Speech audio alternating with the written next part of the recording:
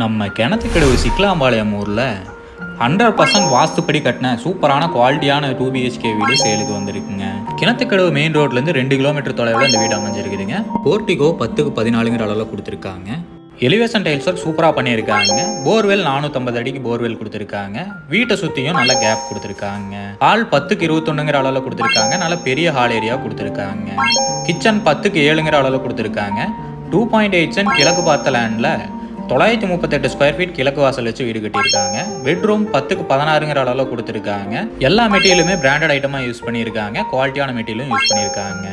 Attach bathroom 5க்கு 5ங்கிற அளவில் கொடுத்துருக்காங்க.